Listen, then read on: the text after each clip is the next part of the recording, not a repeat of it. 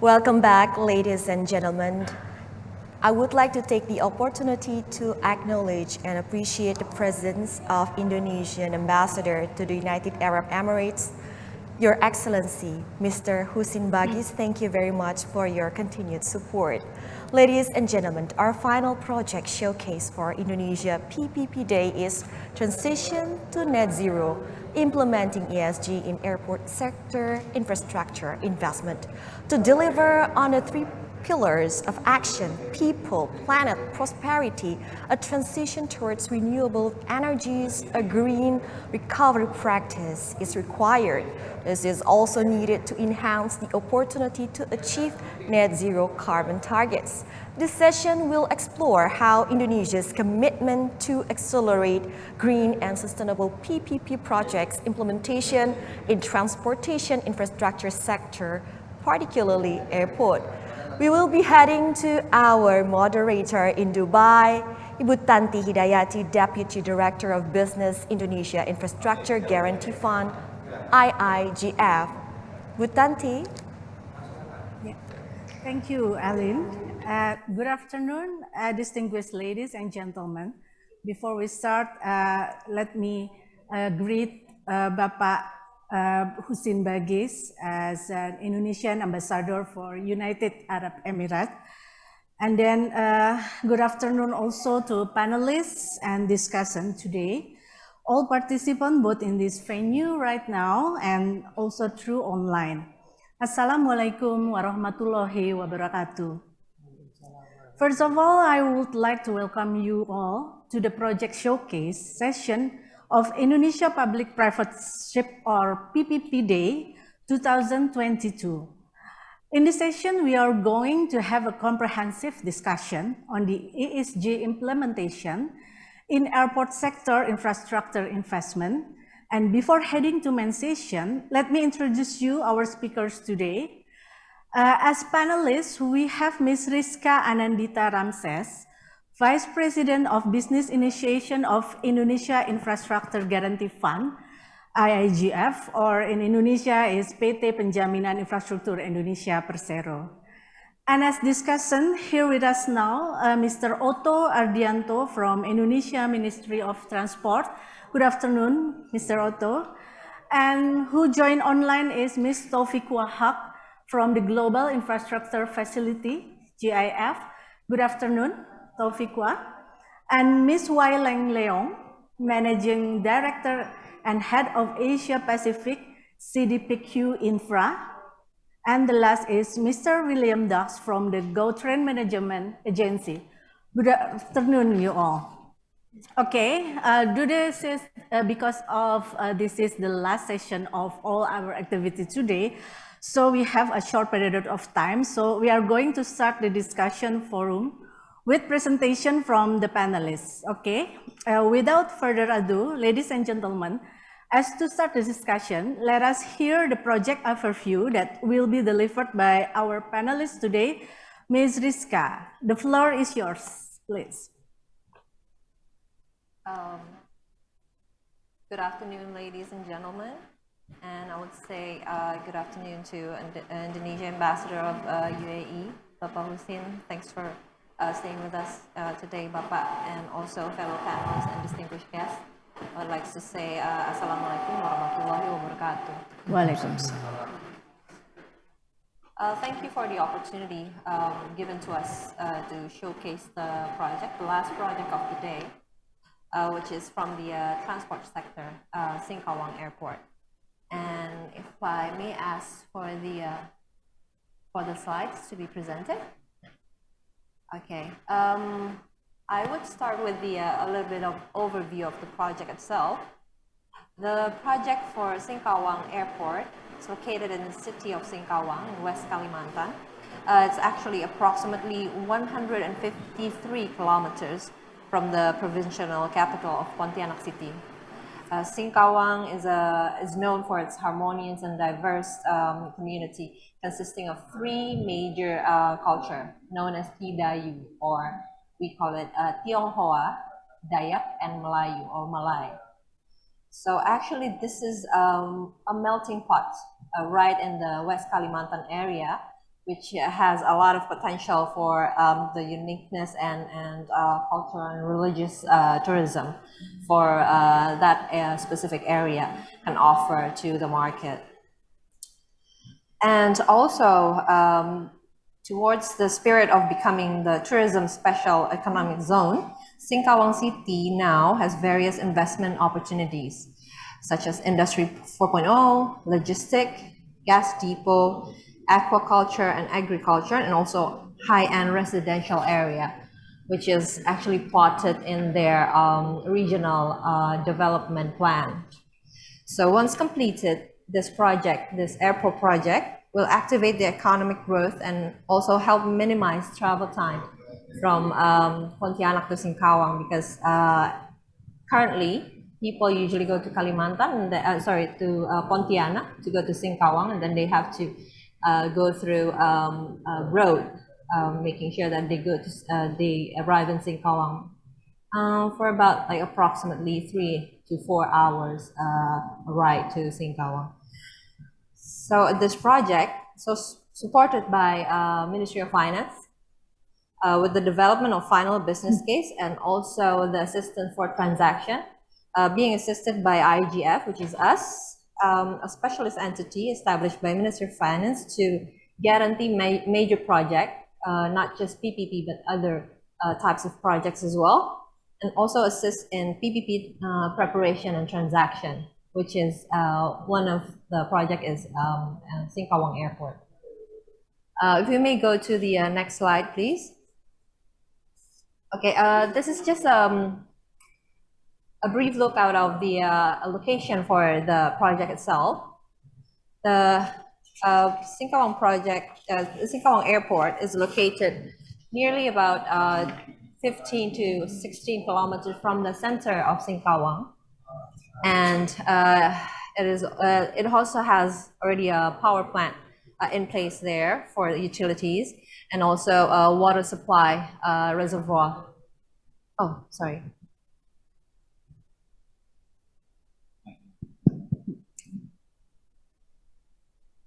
Water supply reservoir near the area. And if we may go, the land acquisition for this project has already been done.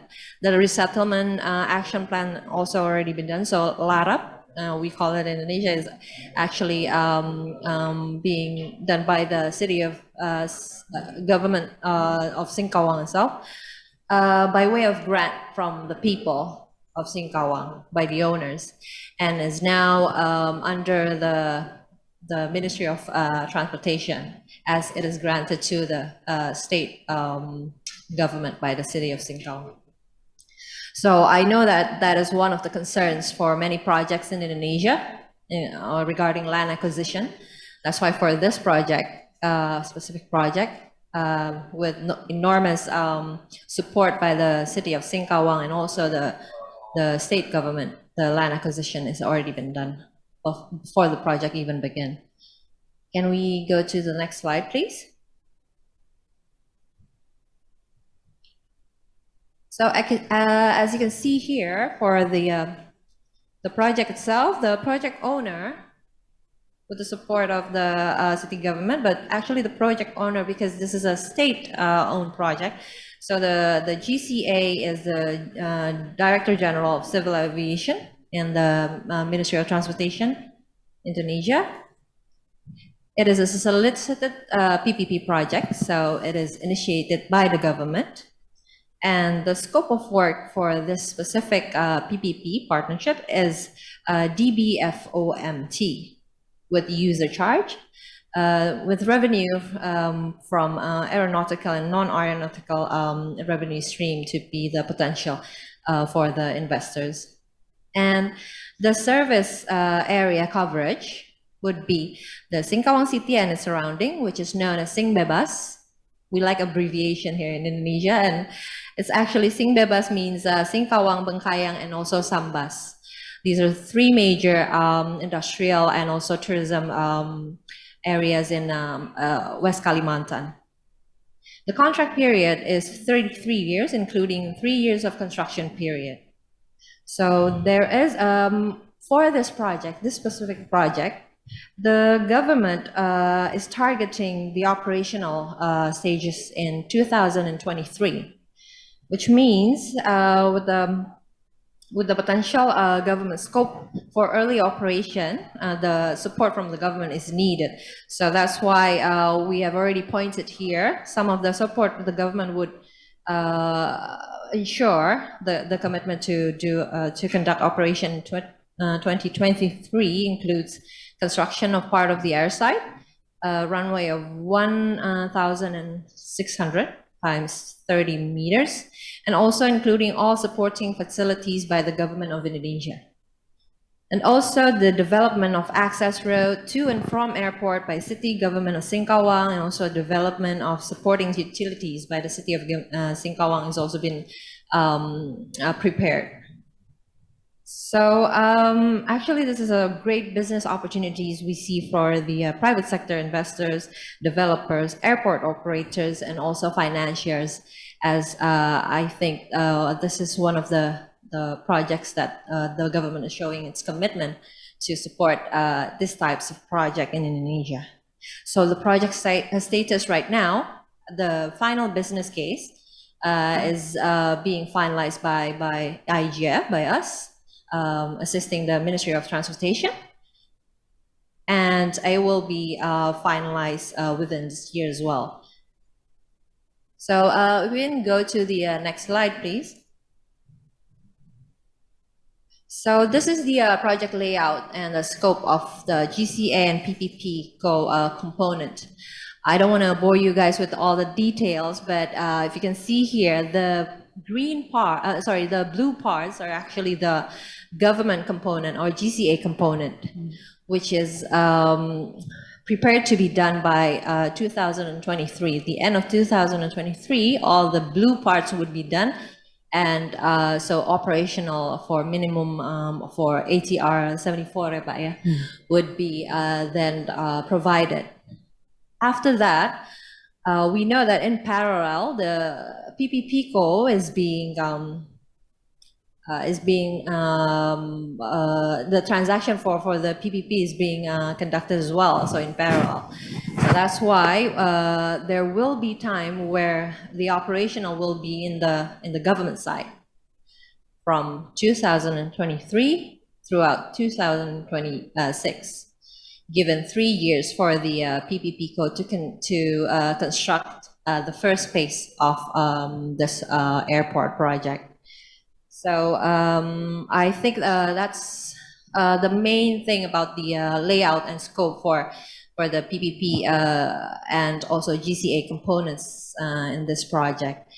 After 2026, when the PPP already been appointed, they already done the construction for the first phase of the project and their part, then the government would hand over the operational side to the PPP.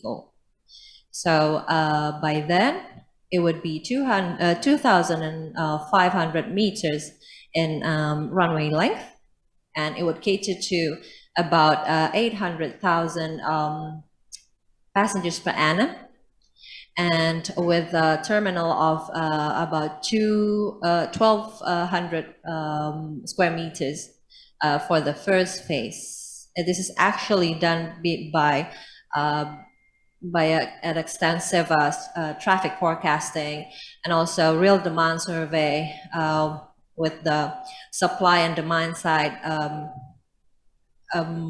given to the market itself, and also the airlines involved in the traffic, air traffic in Indonesia.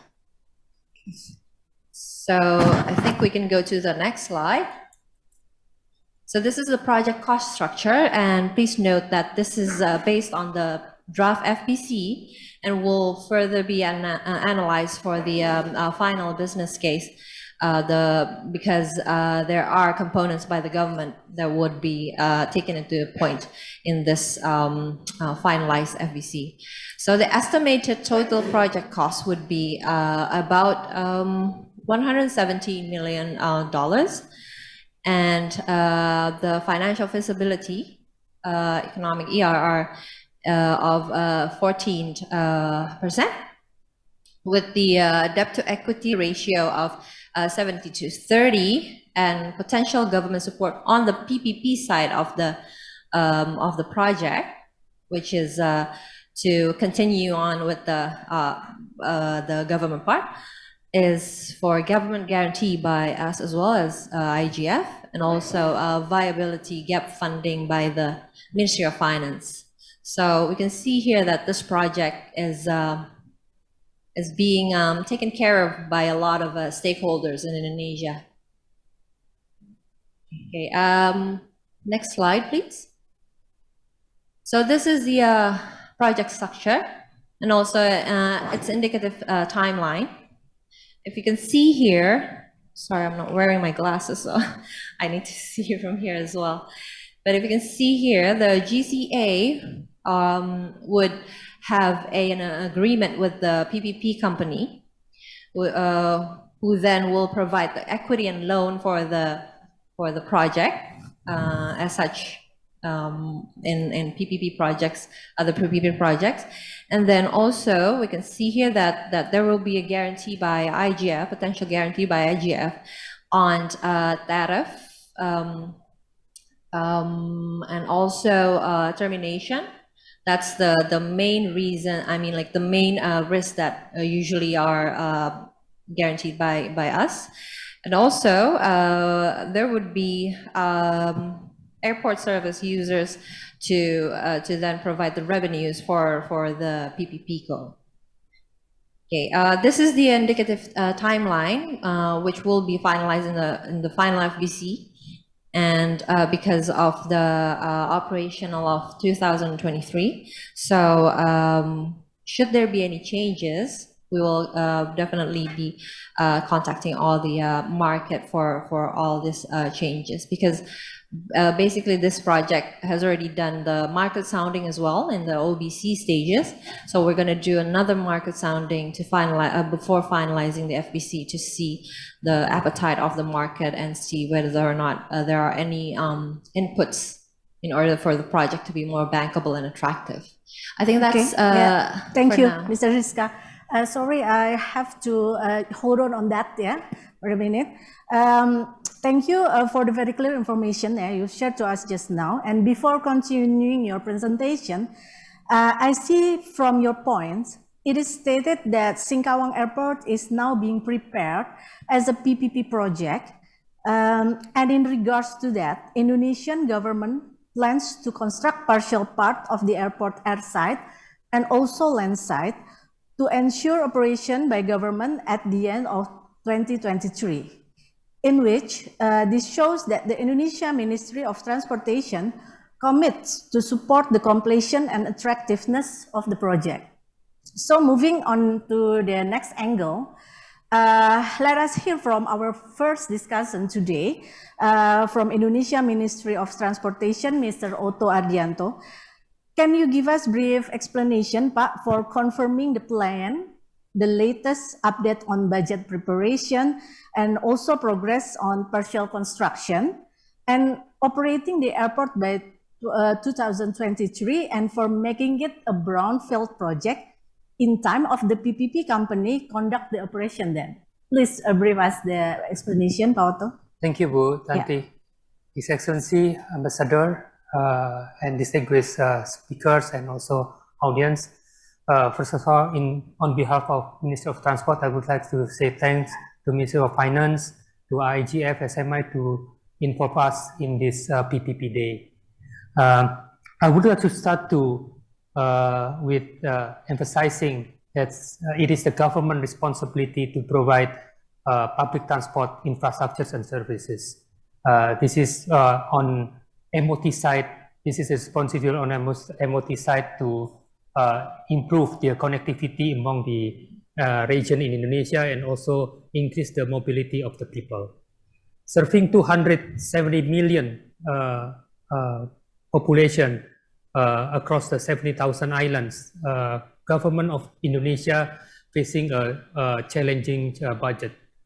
Therefore, for the last 4 or 5 years, MOT is just started with PPP, compared to public works, maybe already advanced. We already started in last 4-5 years, of course, with the support and guidance from the Ministry of Finance. We have been inviting private sectors to be involved in the development of infrastructures in Indonesia. And Singkawang, in this case, is our second PPP project in airports. We do have others PPP or ZDP transactions in the seaport side and also in the railways. So we are inviting the private sector because we understand that for the since last year, the environment of investment in Indonesia is becoming more investor friendly. However, when it comes to rate of returns in the infrastructure projects, most of our potential investors see that investing in the infrastructures, the margin is relatively marginal. Therefore, the MOT and MIFF has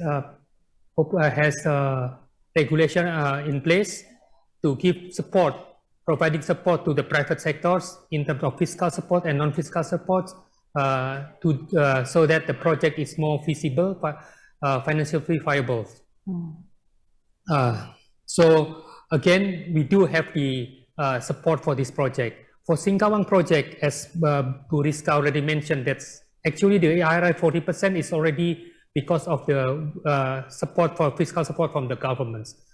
In Singkawang project, the fiscal support from the MOF in form of VGF, and also from the MOT in form of the development or in construction of major infrastructures or infrastructure of the airports in the land side and air side. This already mentioned by Bu Rizka. With for the air side, about 1600 runway, which the ultimate length is 2500. So about 60% is going to be provided by the government. Beside the air side, beside the runway, the MOT also will provide the apron and also taxiway. In the land side, we're going to build the first stage of the terminal. So this is part of the fiscal support from the governments. Besides the fiscal support, we also provide the non-fiscal support. This fiscal and non-fiscal support, the objective is to make the project is more attractive to the investors. In form of the non-fiscal support, well, the project, this airport is planned to be commissioned by end of 2023. In the beginning of 2024, it will be operated by the governments. Why governments? MOT right now is operating more than 100 airports across the nations. So we really understand that it's going to be challenging for the private sector to operate such airport, the greenfield airport, in the first years, in the first, second years, because the rule of thumb of our business airport in Indonesia, when the traffic is less than 500,000, it's going to be difficult or it's going to be challenging for the private sector. So it's going to be operated by the government. By operating by the government, the MOT can apply the PSC, the passenger service charge, as minimum as possible, so that the private sector, the public can shift their mode of transportation from land transportation to air transportation. So once the traffic reach the economic of scale, it's going to be operated or transferred to the PPP co, so that the operating expense will be much lesser, because and the revenues already reach the economic scale. So by these two fiscal supports, it shows that the commitment of the government MOP. In the fiscal support, in 2020, we already done, Bu Rizka already mentioned that we already secured the land, and MOT already spent budget for the earthwork, and hopefully by this year the earthwork already will be completed. And in 2022, we also allocated budgets for the support for the starting the development or construction of the runway. So again, it shows that the commitment from the MOF and also from the MOT, and we believe that this project through the PPP scheme can be successfully done. Okay. Thank you. Okay, well noted, Mr. Otto. Thank you for your brief explanation. Okay, then I would like to hear again from our panelists, Ms. Rizka, to continue with how Singkawang Airport PPP project is being prepared to promote sustainable and resilient infrastructure. Okay, Ms. Rizka, the floor is yours. Yes, thank you, Ibu Tanti. If you may go to the slides, the next slides that I've already prepared, please. So in implementing sustainable and resilient infrastructure, we use several references for this project itself. For example, the existing regulations and policies in Indonesia, and also the G20 principle for quality infrastructure, including the GI Hub output specification for quality infrastructure, and also QII principles, and also ESG compliance framework for operations. Also, of course, the green project requirements regarding the airport building. So if we can go to the next slide, this is just some of the regulations, the major regulations that we use when developing the preparation for this project. So if you can see here, government of Indonesia actually is quite ready to do a green type of infrastructure, and also complies to the ESG. For example, for the government regulation number 33 on flight management, the development of environment and sustainability in the airport, it also determines the airworthiness of aircraft and also airport operations, and making sure it complies to the 3S1C, which is actually a quite important and significant factor for the Ministry of Finance of Indonesia. And then the other one is the Ministry of Transportation Regulation of number 54, 2017 on waste and also chemical substance management on airlines and also airport operation. So there are also controls for waste and chemical substance management required by the government for airport. Also, the Directorate General of Civil Aviation Regulation on guidelines for eco-airport implementation, on procedures, and also implementing for airport operation to manage and monitor the sustainability of airport environment, including the air quality, the energy it uses, the noise, the water, and such. Also, of course, we can't forget about the Ministry of Public Works and Housing Regulation number 21 on performance assessment of green building, which is actually also being used in the previous project in the previous section, which is the housing project. We also use it for the airport building in Singkawang Airport as well. There are technical standards for the preparation, technical planning, construction activity, utilization, and also demolition even for the green building. So it's quite comprehensive regulation by the Ministry of Public Works and Housing.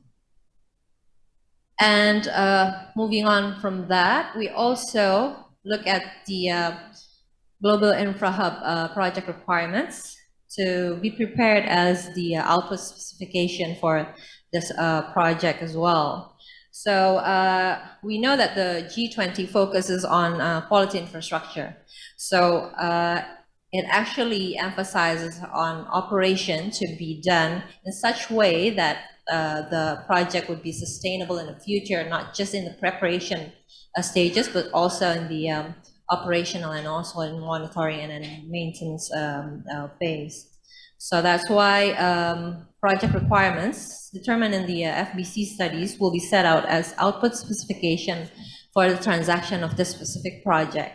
So the output specification would be provided as an information to the market in transaction phase, to make sure that the bidders are well informed and also will have the same vision as the government to provide sustainable infrastructure in the future. And they also know the level of service the government is aiming for regarding the development of construction up until the handback. So you can see here, I won't go into details, but we can see here in the table that actually the components that is being regarded in this project, even from the development or construction requirements up until the maintenance life cycle of the project and also handback requirements will be applied in the output specification of this project. And if you can go to the next slide, please. So other reference that we use is also quite familiar. I think you guys are quite familiar with the QII principle, quality infrastructure, used by also the G20 as well. So 6 QII principle, the airport is prepared and also has a mission to be one of the airports that implements all the QII principle effectively. We can see here, I can just choose one example. For example, integrating social consideration in infrastructure investment to give a social value to the local community through jobs, and also featuring local produce and arts and craft inside the airport building itself. So we will work closely with the city of Singkawang, government of the city of Singkawang, to make sure that we include the people of Singkawang in getting the benefits of this airport project. So if we can go to the next slide. Also, one of the significant factor of today's infrastructure project, and all projects for that matter, is ESG requirement. So if you can see here, there are actually a lot of frameworks that the PPPCo can refer to in international level, which is the Task Force for Climate-Related Financial Disclosures, and also Global Real Estate Sustainability Benchmark, and of course for the standards operating procedures, ISO, and also SGS assurance for ESG.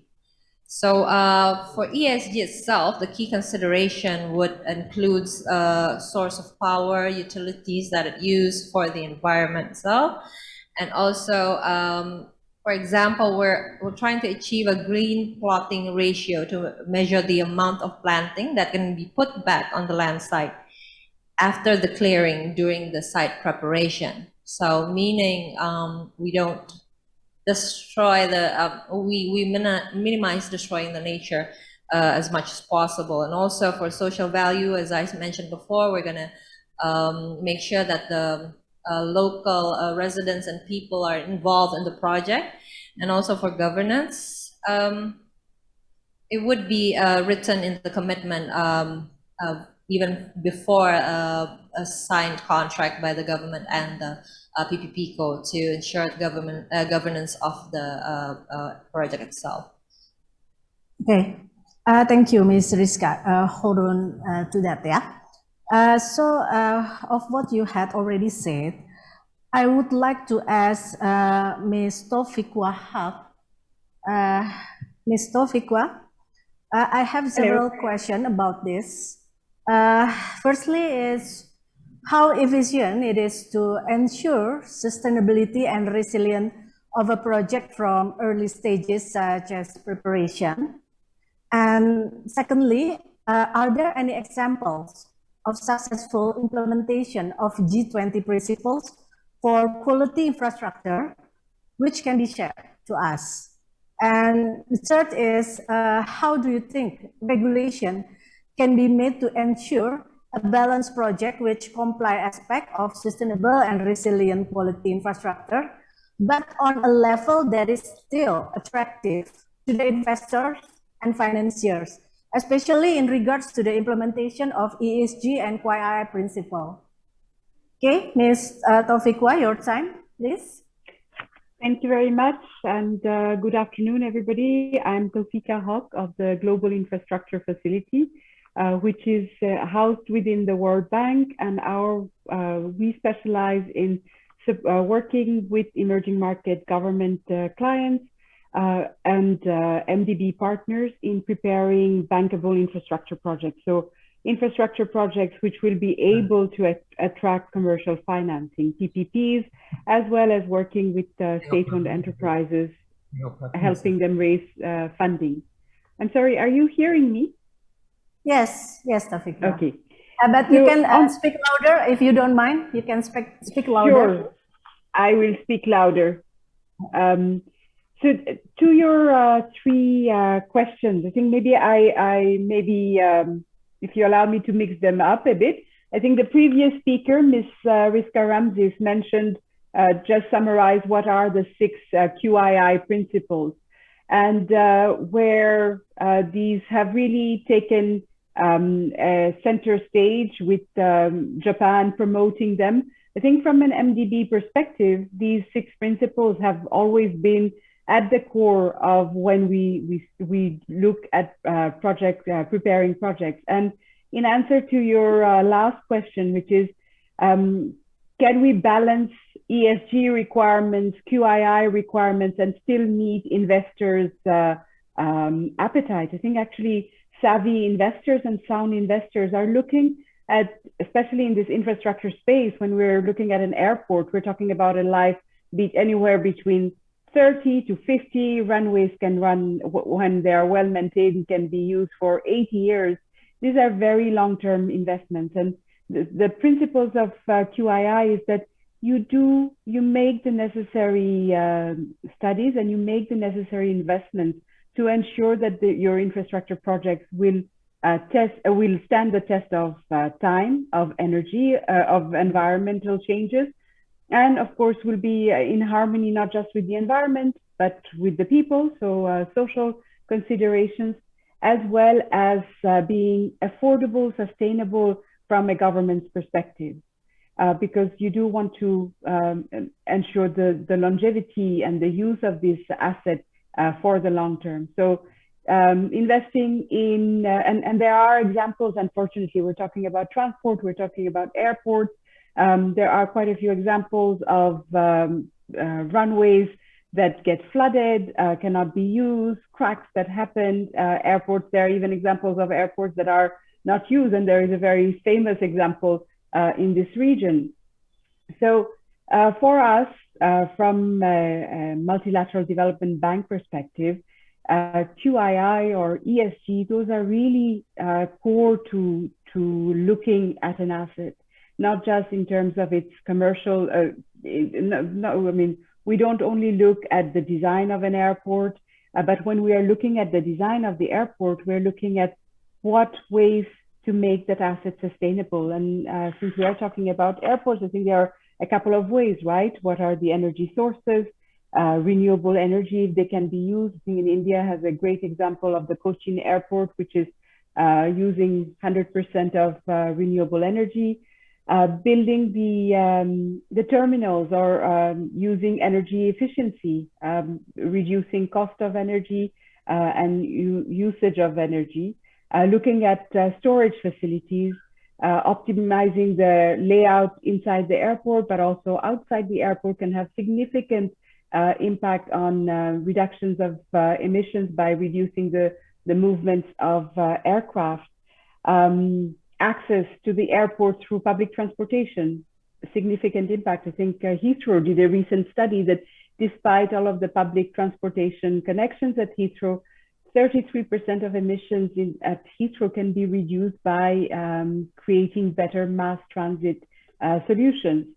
And then, of course, on the aircraft side, we hope that we will come to a day where biofuels, hydrogen, electric power planes will become reality. So when we are looking at an airport or a port, we don't just look at what will be the traffic, who will be the clients, what will be the tariffs and rates, passenger rates that we can charge, but how can we design an asset which will be able to raise financing, but which will also be able to operate for the long durations that are needed. So, and I'm glad to see that we have somebody from CDPQ. So from an investor's perspective to speak, as I say, that this is no longer World Bank or NGOs promoting about ESG and sustainable infrastructure. I think we're looking at it from a smart money perspective also, because these are investments that are costly. You want to get them right the first time around and not try to be doing patch up.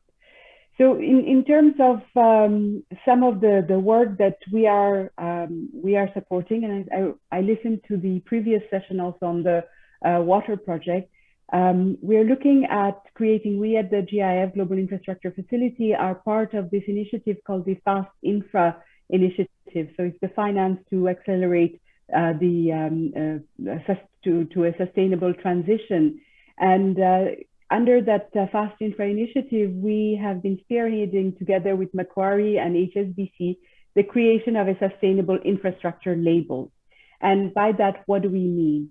We mean of looking at typically sustainable or green financing has happened at the financing stage. We want to bring the elements of sustainability at the planning stage, when we are looking at creating an asset. And we have looked at the various standards out there, not just MDB standards, but also EU taxonomy, TCDF, the various requirements that are there from regulators for investors when they are saying we're investing in sustainable infrastructure.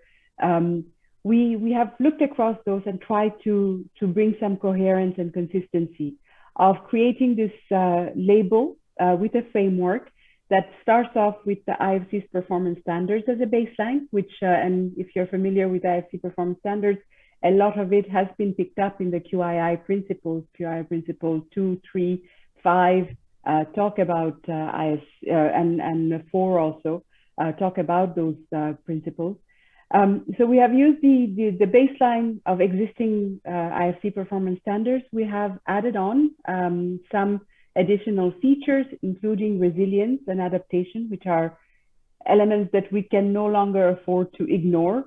And the idea of this label is that for planners, so governments or developers, to prepare and build their assets using that label requirements, so that investors on the other side, when they see an asset that carries the label, they get comfort and confidence that the label, that the asset has been prepared, taking sustainability into consideration. The ultimate objective of this label is really to bring efficiency, to make investors will still require due diligence, but there will be the required documents and information available for them to review, so that ultimately we can see some, I'll borrow from the green bond market, a greenium, so a translation of better pricing and access to more financing for those type of assets. And we have, as I mentioned, we have brought into the labels framework elements of the various standards that are required, so that from an investor's perspective, once you have invested in an asset that carries the label, you have gained confidence that you are going to be able to meet your various regulators' requirements pertaining to sustainability.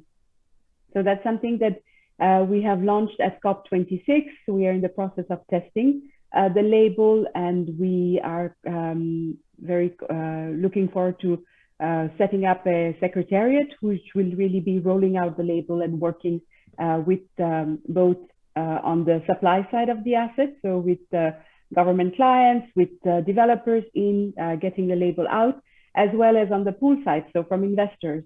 getting investors to want to see assets with the label for their own, as I said, bringing better efficiency. So if I can come back to one of the other questions you asked me, which is, are there examples of successful implementation of G20 principles or for quality infrastructure? I think in Indonesia itself, there is a project which I believe was mentioned in the previous session. It's the Legok Nangka Waste Management Project that together, the GIF together with IFC and JICA, we are happy to be supporting in Bandung.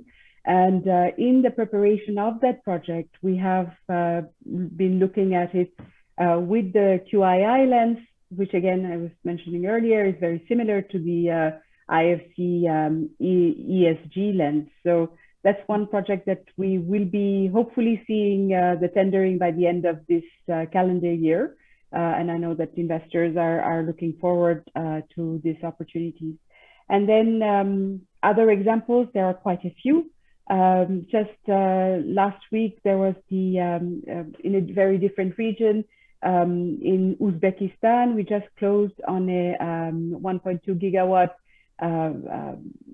CCGT project, which was prepared with IFC and the GIF and the government of Uzbekistan.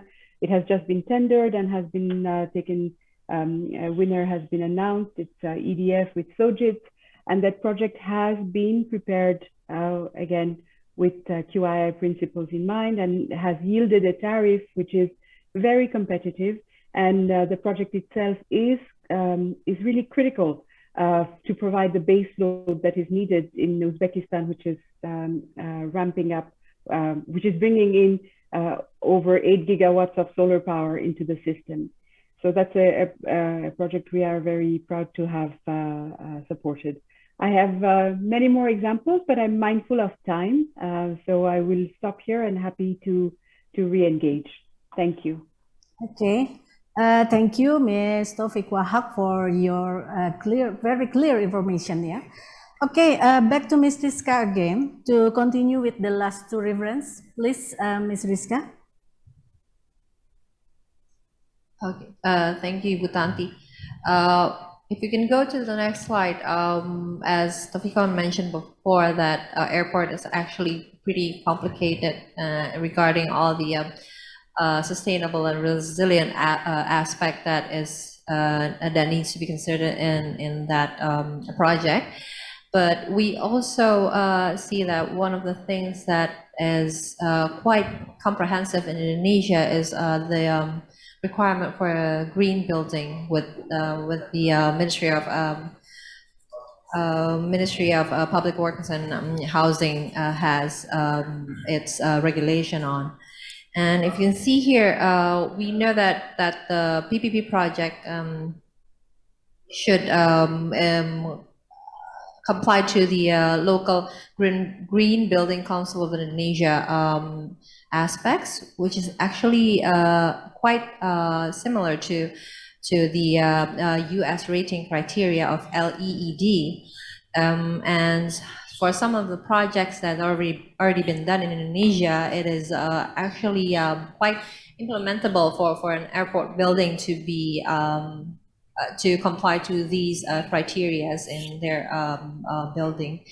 And one example is that from the Semarang airport, it reached the rating criteria of gold level.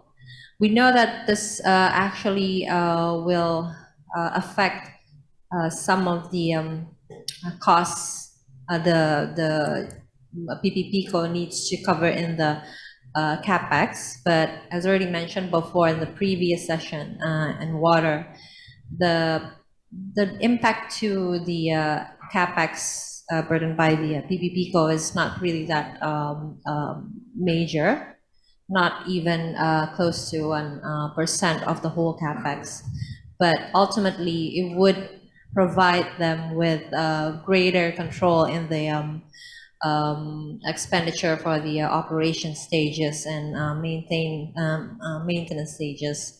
So we can see that it's actually quite beneficial for both parties, and also, of course, for the public or the citizen as well. And I think that's for the green project requirement criteria. And the end of my presentation, Ibu Tanti. Yes, thank you, Rizka. So on this matter, maybe I will as to the discussion first, before I open question for participant. I would like to ask Ms. Leong first that what Rizka said in the presentation, the last presentation, what needs to be done in the preparation stage to develop robust financial structure? That's the first question for Ms. Leong. And secondly is what approach to enhance close engagement with green financiers, as well as to enhance the change for project to get the financing. Okay, Ms. Leong, the time is yours, please. Ms. Leong, can you hear us? Sure, thank you very much. Okay, then. Yes, I can, except that there was a lag, for your last two questions. I think there's something wrong with the connection. Okay, I will repeat again the question, The first is what needs to be done in the preparation stage to develop robust financial structure. And secondly is what approach to enhance close engagement with green financiers, as well as to enhance the chance for project to get the financing. Your time, Ms. Leong.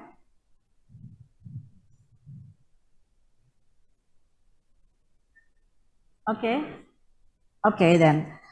Okay, so maybe because there's a technical difficulties. I shall make an attempt. Okay. I think, if I shall make an attempt in here. Okay, please.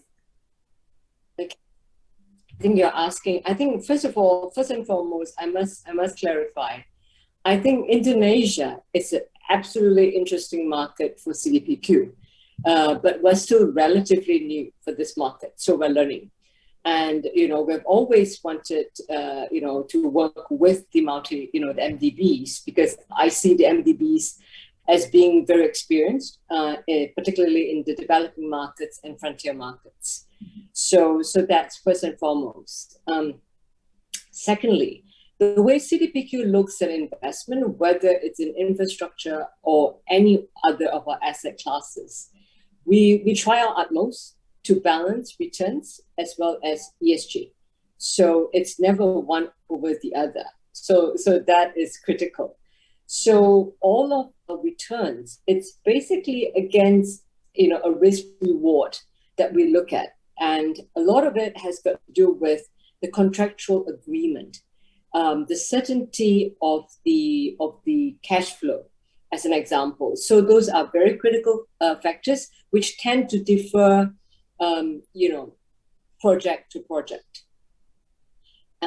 Lastly, I think the quality of the sponsor, the quality of the strategic partner that's involved in the project is critical. So we tend to, because we can't be everywhere for every one of our investment. So we tend to want to work with local strategics who know the local nuances, who know the local culture, who know the local network, in order for the project to work. So, and to help us navigate the regulations, to help us navigate all of the supply chain, as well as most of these infrastructure projects, they tend to be 20, 30 years. So we do need, very strong local knowledge as partnership. So those are some of the criteria that we look out for whenever we invest. I hope I've answered that question. Okay. Thank you, Ms. Leong. So now heading to the expert's view, I think I would like to ask Mr. Dak several questions. Mr. Dak, how crucial it is nowadays for sustainability and resiliency to be taken into account in transport sector in general? And the second question is, are there any specific transport sector that can promote higher change of promoting sustainable and resilient quality infrastructure. And the last is, what are the potential challenges being faced in operation and maintenance stage of a project that is prepared to more sustainable and resilient? So can you explain about those three questions, Mr. Das? Thank you. Yes, I can. Good afternoon, and thank you very much for inviting me to Indonesia PPPDay, and greetings from Johannesburg. I have been privileged to work with colleagues at the World Bank and the Ministry of Finance in Indonesia for 10 years now. And before I tackle the specific question on inclusion of ESG, I just want to compliment the Ministry of Finance and the government of Indonesia in general about the hard work and the real growth in the quality of the PPP projects and the project pipeline that we've all seen. I think this Indonesia PPPDay and the quality of the projects that we're seeing shows that this 10 years of hard work has paid off. I was reading somewhere that there's something like $13 billion of investment in Indonesia through PPPs in the last 4 years. I think you are the envy of the world, so well done on that. But at the same time, in these 10 years, I think the investment environment has changed quite a bit. And it is going to be very, very hard to get investors to come to a project that isn't prepared very well and in accordance with all of these sound ESG principles. And because we're talking about the transport sector, it's got to be about a big focus on the E part of it, the environmental impact. My background, I'm the CEO of a PPP company that runs an urban rail project. Now, we are in our 12th year of operations, and I'm telling you that the ESG principles are as important today as they were on the day that we dug the very first bit for construction. We have to measure our carbon footprint every month. We've got to be making continual improvements on the way that we impact on the environment. And a small example would be we're in year 10 of operations and we then start greening up our stations. Why did we wait 10 years? And the lesson learned here is maybe we didn't incorporate enough in our project about the long-term impact of our project. So again, what I see about Singkawang Airport is the project preparation team is thinking about these things. And I think that must be recognized and well done to the team on doing that. Now, I come from the rail background, so please don't ask me which is the most important sector. I will be in trouble with my airport colleagues. But I would like to make the point that integrated transport planning is so important. When you're looking at the airport, how are people going to get to the airport? Is it supported by a green public transport solution? Because if you're asking people to drive there in their cars or in diesel-powered buses, all of the benefits which you get from a green airport could be lost. So please think about this from an integrated transport point of view. The final point which I'd like to make when you talk about the O&M, the operations and maintenance stage of the project, is to remember that these PPP projects, these concessions, are very long. By the time that you get to year 10 or year 15, technology has changed. There could be green solutions that we are not aware of now. So the challenge from a sustainability point of view is to be creating a project that can accommodate change over time. It's very difficult to do. I'll give you one example. As part of our train services, we also operate a bus fleet. And our PPP says that these buses must be replaced now. We did not envisage that there would be, for example, green energy solutions along the lines of hydrogen-powered buses, etc. So we should have been more innovative. We should have been more open to change and adaptation of technology. Because the ESG principles are not about what you do just today. It's what you do over the next 20 and maybe even 30 years. I'll end my comments there. Thank you for the very interesting discussion. Okay, thank you very much for the clear information, Mr. Duck. Ladies and gentlemen, in regards to what's been delivered just now, I would like to go back a little bit to Mr. Otto, as the Indonesian government. What are steps taken by Indonesian Ministry of Transportation in preparing to take part in a more sustainable and resilient infrastructure, especially in regard to airport sector? Thank you, Ms. Tanti. Actually, this is a good opportunity for MOT to inform and share what have been done and where actually what we are planning and what we have done regarding to development of sustainable airports. As Bu Rizka already presented, actually we already have the regulation in place. Well, we are still completing some regulation which is try to adapt with all the changes. As Mr. Dak already mentioned, this is not just today, this is just about 25 or even 50 years. So we are adapting all the regulations, starting from the government regulation to the minister, even down to the Director General's decree. So again, we are preparing that just to complete all what we have done. To us, the airport or green airports, we have 4 items that major components that apply to. One is the nature of environment itself.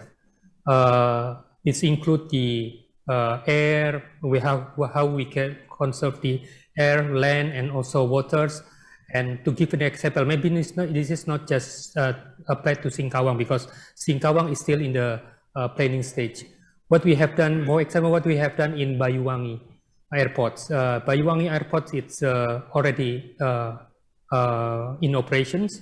We are doing to preserve the airs, more plantations planted in the airports, and we use less of the aircon so that the cold is from the plant itself.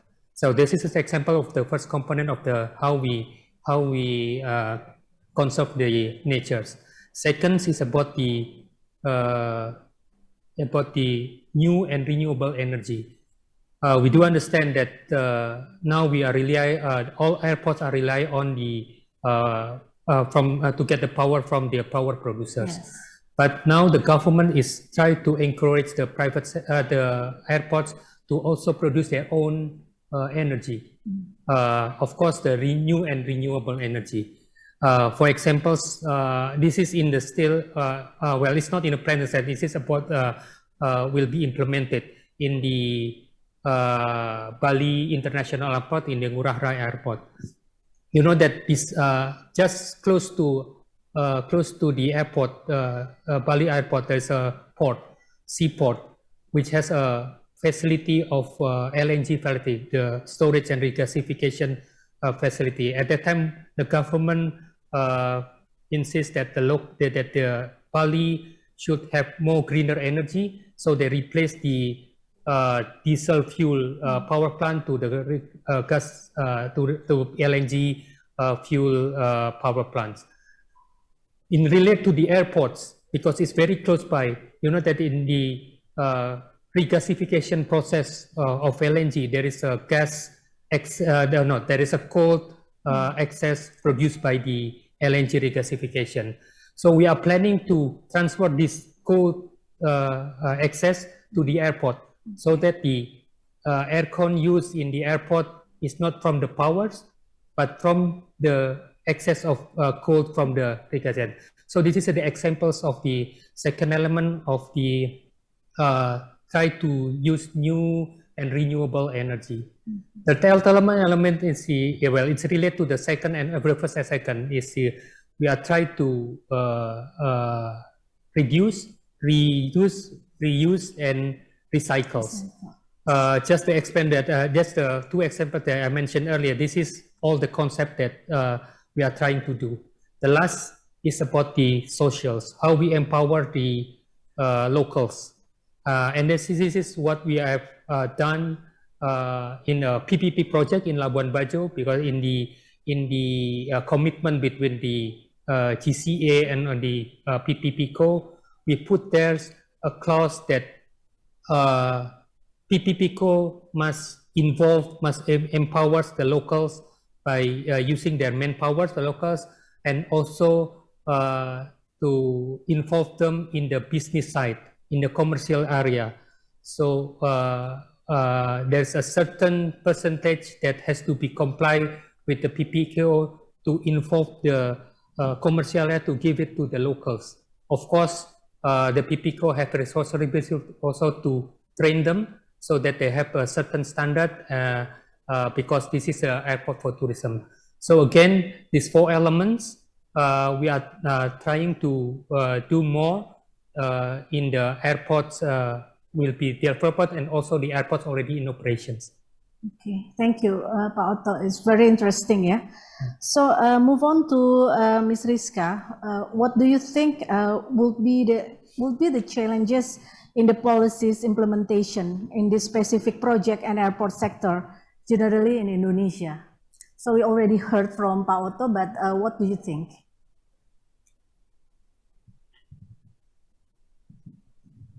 Yeah, thank you, Butanti. I'll make this short, but I think, as mentioned before, airport is quite complicated in terms of making sure it complies to the ESG requirements, or ESG aspect of infrastructure development. And I think one of the things that are challenging as well is also regarding the stakeholder of airport itself, includes airlines, which cannot be controlled by the government.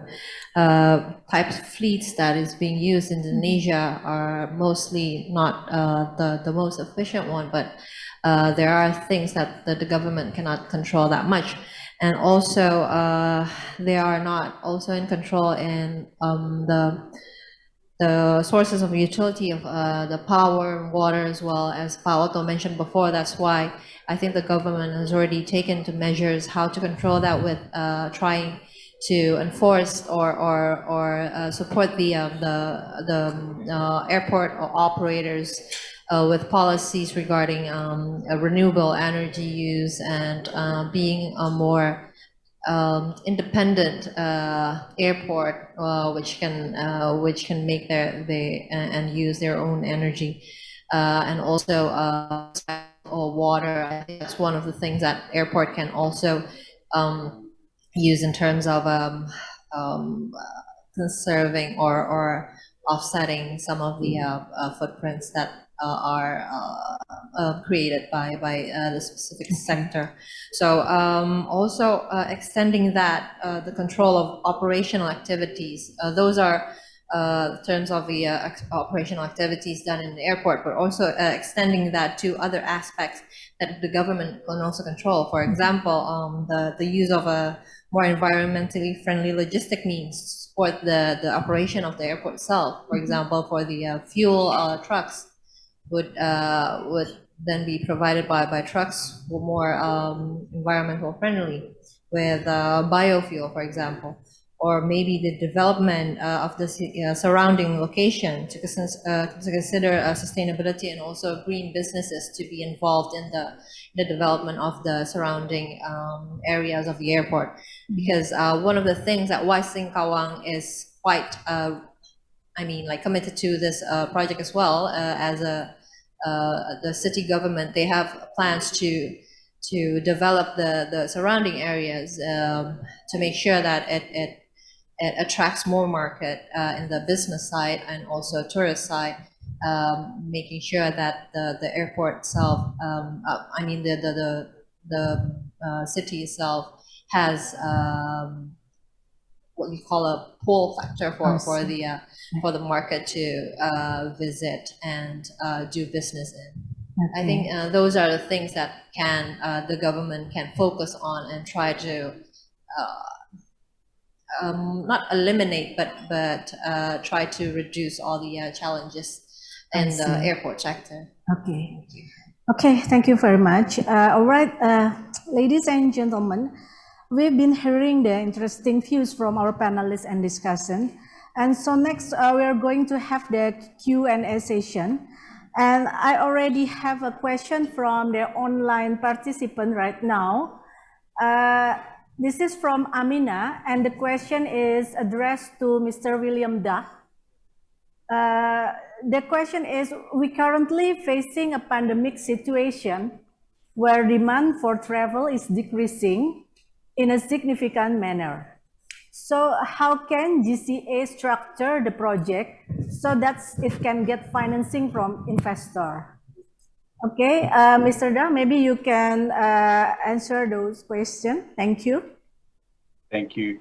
And it's a very good question. You know, one of the tests of a project is it resilient? And to me, there's never been a bigger test of transport projects than the last 2 years and this pandemic. So to me, there's a few things we have to do. Number one, we have to survive, right? Numbers are down across the board. Every country is seeing public transport, aviation, passenger numbers are down. Passenger revenue is down. The second, when I say and survive, there's got to be elements of government support. My project got increased government support. And I know when I talk to other CEOs around the country, they also were supported by government. They were supported by government because of the need for sustainable public transport. If we go back to private car use, energy inefficient modes, the long-term consequences will be very, very bad. But the next phase we've got to go to, and that's why this conference is so relevant, is how do we rebuild afterwards? And how do we keep investors interested? The one technical answer I can give is demand risk is going to be very difficult to transfer. I can't see many investors saying they're happy to take demand risk, but I think confidence will return over time. So maybe there's a role for government in terms of taking demand risk for 5 years or 7 years, and then looking to investors and saying, what is your risk appetite? But PPPs are not dead. Transport sector is not dead. We are resilient and we are sustainable because we are going to be the part that saves this planet from a climate catastrophe. The benefits of good public transport systems really will be one of the key elements of our sustainability as a planet. I truly believe that. If I may add, I think the other thing which government or can do in a situation like that is that perhaps one of the way that is to extend the concession, the period of concession, so to maintain flexibility and to make it attractive for institutional investors like ourselves. So those are some of the things that we have looked at during these 2 years. Okay. Thank you. Any additional comment from Taufik Wang, maybe? Yes, I was just going to actually complement what William just said, which is there will be need of government support. So I think that the work that the government of Indonesia has been doing in preparing projects is really critical in selecting the projects that go forward. There is limited capacity, limited government support that can be extended. So selecting the right projects is critical. And to William's point on traffic risk, since we're talking about transport, we saw this back in 2008, 2009. I think it started in Australia's PPP market, a very hot market, where after the global financial crisis, the trying to push traffic risk to private investor became impossible, and was in more developed countries, Australia, Canada, the US, there were other mechanisms that came about. In Asia, we still lagged behind. We were still trying to push some of this traffic risk to the private sector. And if we look at the delivery on PPPs in urban transport or even in the road sector, our success rate has been still quite limited compared to when we look at structures of availability payment and others. So I think risk allocation, very important, but before even that, right project selection, critical from a government perspective. Okay, If thank I you. may add, Putanti. Yeah, please. So Pak. yeah, well, I totally agree with Mr. Drak, because to be resilient, it has to be, well, it's not just the government support that we need. Yes. The PPP itself has to be more flexible.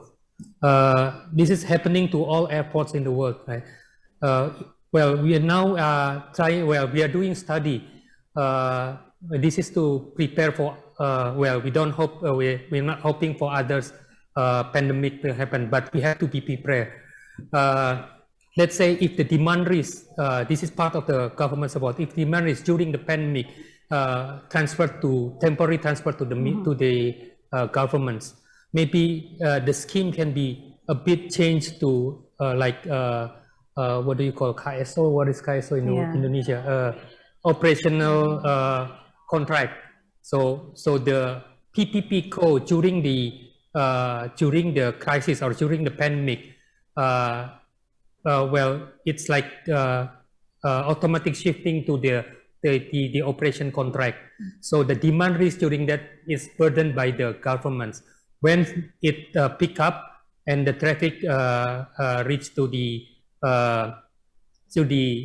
level of before the crisis, it's transferred back to the PPP code, and it's applied the PPP contract again. So again, it's not just government support, that the PPP itself has to be more flexible, adjusting to the condition. Okay, thank you, Pak Otto.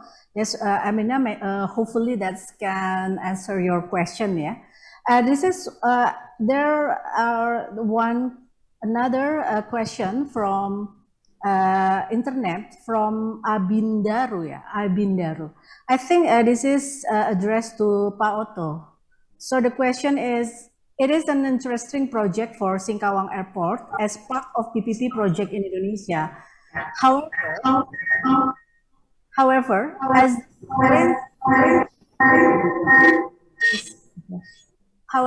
as a foreign artist, how do we know that? I open my, okay. However, as a foreign artist, how do we know that this project is feasible and comfort us as investor? This is due to the fact Indonesia is a very huge country and it has tendency of centralized population in Java Island. Yeah, Please, thank you for the questions. Well, the government now are planning to more have distributed populations by having this IKN relocating the capital city from Jakarta in the Java Island to Penajam, close to Penajam in East Kalimantan.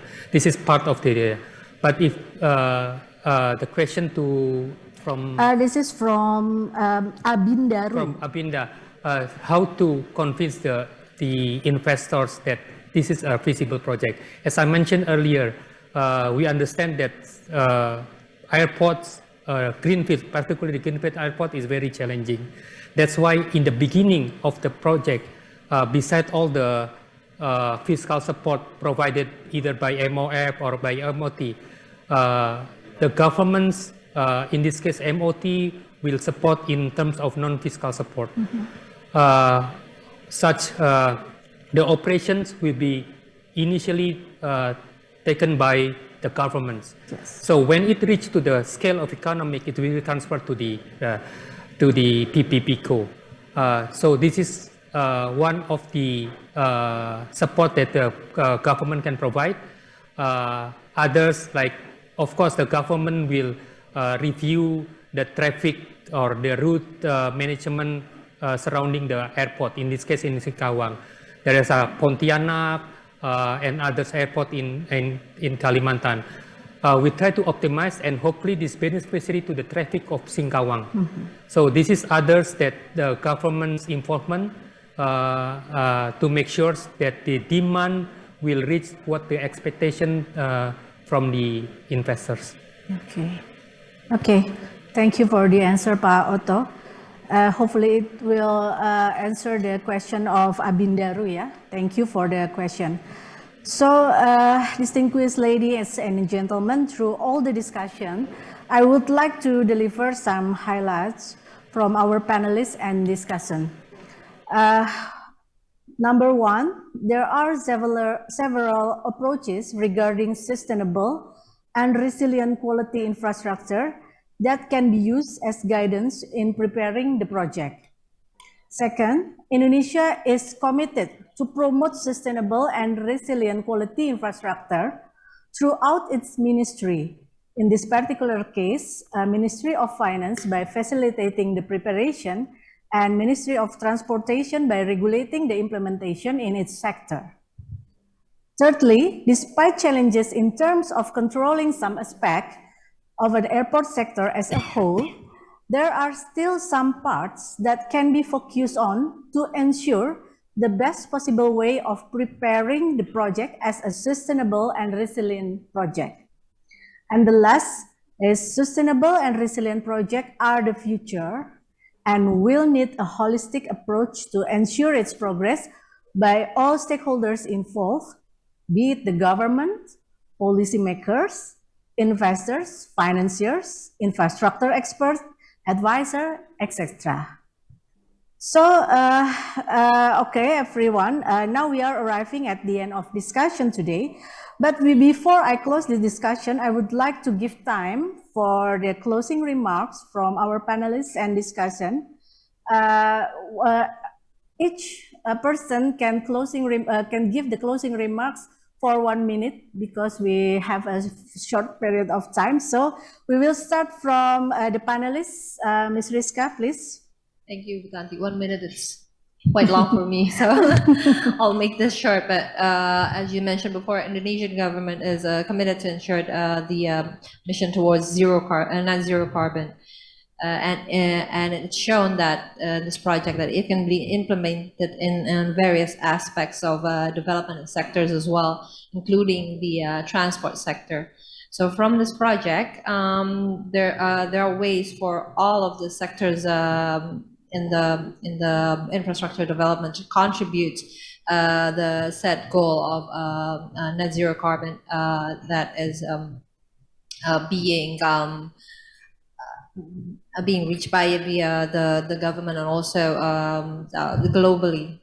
So also I like to mention in the near future with innovation and also development of new approaches is the challenges can be addressed more and more accordingly. So I think we need to be, as William said before, resilient and also adaptable to the changes in the future. And hopefully there are more and more ways to ensure a greener and also a sustainable and resilient transport sector, not just airport, but all of the connectivity type of project. That's for me, Ibu Tanti. Thank you. Okay, thank you. Next for Pak Otto, please. Thank you. Just a short statement. The government of Indonesia, in this case, MOK, is very committed, not just to attract investors, but also to comply with all the ESG principles, so that the infrastructure, particularly transport infrastructure in Indonesia, can be sustainable and also resilient. Thank you. Thank you, Pak Otto. And then the next is Ms. Taufik Wahab. Please, your closing remarks. Thank you very much. First of all, thank you for having us and having me. I would like to, for those of the investors or who are watching or attending the event, I would welcome them to come to Indonesia. The World Bank Group has been a long-time partner of Indonesia in the PPP space, in the infrastructure space. There have been a lot of developments. There are challenges, but there are challenges. We're talking about very large and complex projects, so there are challenges in all countries, but Indonesia does have the regulations, the institutions, and the parties involved, including the MDB community, ready to support on the preparation and on the financing and other risk mitigation that there may be necessary. So thanks a lot. Okay, thank you. Ms. Leo, your closing remarks, please. Thank you for having us as well. I think, CDPQ being a institutional investor, a pension fund, and if you look at us, we have got Canadian dollars 420 billion of AUM. And I think what is very interesting for me is that our positioning as a provider and investor of constructive capital. And I love the term constructive because we take this very, very seriously. And when we look at carbon, we look at the E side of the ESG. In addition, to being carbon neutral, in addition to measuring our carbon intensity by project, the other thing that we have done is that we have put aside a $10 billion pocket to finance transition. And personally, I think that's really exciting because I think if all of us are going to walk away with heavy carbon emission, I don't think we are walking down the right path. I don't think it's the only path. So $10 billion of a pocket, and we believe that we, together with a lot of our peers and a lot of our colleagues from the MDBs, if we put our minds together, I think we will be able to invest in technology. We will be able to invest in good companies, good partners who are committed to making the transition. That I think is very key. So hopefully, over the medium term, that we start to see some results from that. Okay, thank you very much, Ms. Leong. Lastly, Mr. Duck, please, your closing remarks. Thank you, and thank you for giving me the last words. If I were to choose a project in the transport sector for Indonesia to bring to its PPPDay, I would choose an airport. It makes complete sense to me as we emerge from hopefully we emerge from a COVID world. I think airports show financial sustainability far above the uncertainties of rail and other more complex projects. They're relatively simple. And sticking to the theme today, there's lots of scope for applying the ESG principles in a way that this can really be a fantastic pilot project.